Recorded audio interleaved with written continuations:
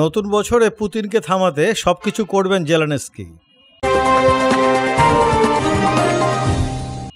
রাশিয়ার আগ্রাসনের অবসান ঘটাতে তার দেশ 2025 সালে সর্বশক্তি দিয়ে যুদ্ধ করবে বলে প্রতিশ্রুতি দিয়েছেন ইউক্রেনের প্রেসিডেন্ট ভলোদিমির জেলেনস্কি। প্রায় 3 বছর আগে প্রতিবেশী ইউক্রেনে আগ্রাসন শুরু করেছিল রাশিয়া। ইউক্রেনের রাজধানী কিয়েভে গতকাল মঙ্গলবার রাতে ঘড়ির কাঁটা 12টার ঘরে যাওয়ার আগ দিয়ে জাতির উদ্দেশ্যে ভাষণ দেন জেলেনস্কি। তিনি বলেন, 2025 সাল হোক আমাদের বছর। আমরা জানি শান্তি আমাদের উপহার হিসেবে দেওয়া হবে না, তবে রাশিয়াকে থামাতে এবং এই যুদ্ধ শেষ করতে আমরা সবকিছু করব। এএফপির বিশ্লেষণ অনুযায়ী 2023 সালের তুলনায় 2024 সালের রাশিয়ার কাছে নিজেদের প্রায় 7 গুণ বেশি ভূখণ্ডের দখল হারিয়েছে ইউক্রেন। সেই সঙ্গে ডোনাল্ড ট্রাম্প হোয়াইট হাউসে আসার পর দেশটির প্রতি যুক্তরাষ্ট্রের সামরিক ও রাজনৈতিক সমর্থন হ্রাসের সম্ভাবনাও দেখা দিয়েছে।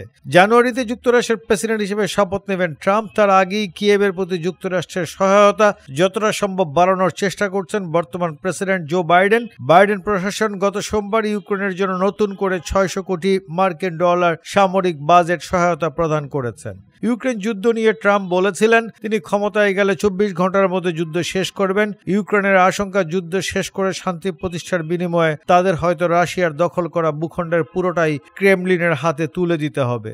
নতুন বছরের ভাষণে জেলেনস্কি আরও বলেন, প্রাধান্য চাইলে ইউক্রেনকে অবশ্যই লড়াই চালিয়ে যেতে হবে যুদ্ধক্ষেত্রে এবং সম্ভাব্য যে কোনো শান্তি আলোচনায়। জেলেনস্কি বলেন, আসছে বছরের প্রতিটি দিন আমি এবং আমাদের সবাইকে অবশ্যই এমন একটি ইউক্রেনের জন্য লড়াই করতে হবে যে দেশটি যথেষ্ট শক্তিশালী হবে, কারণ শুধু এমন একটি ইউক্রেনকে সম্মান করা হবে এবং কথা শোনা হবে যুদ্ধক্ষেত্র ও আলোচনার টেবিল উভয় জায়গাতেই। ভাষণে জেলেনস্কিকে ট্রাম্পের ফিরে আসার ব্যাপারে আশাবাদী বলে মনে হয়েছে। জেলেনস্কি বলেন, আমেরিকার নতুন প্রেসিডেন্টের পুতিনের আগ্রাসন শেষ করার ইচ্ছা আছে এবং শান্তি অর্জনে তার সক্ষমতা নিয়ে আমার মনে কোনো সন্দেহ নেই। নিজের নতুন বছরের ভাষণে রাশিয়ার প্রেসিডেন্ট ভ্লাদিমির পুতিন স্পষ্টভাবে ইউক্রেন যুদ্ধ নিয়ে কোনো কথা বলেনি, তবে তিনি রাশিয়ার সেনাদের সাহস ও বীরত্বের প্রশংসা করেছেন। পুতিন বলেছেন, রাশিয়ার প্রতিরক্ষার জন্য যারা সামরিক শ্রম দিয়ে ব্রতী হয়েছেন আপনারাই সত্যিকারের নায়ক। পুতিন এও বলেছেন, রাশিয়া 2025 সালের দ্বার প্রান্তে এসে আজ বিশ্বে এমন একটি শক্তি হয়ে দাঁড়িয়েছে যাকে পুরো পশ্চিমা বিশ্ব পর্যন্ত সমীহ করতে বাধ্য হয়েছে।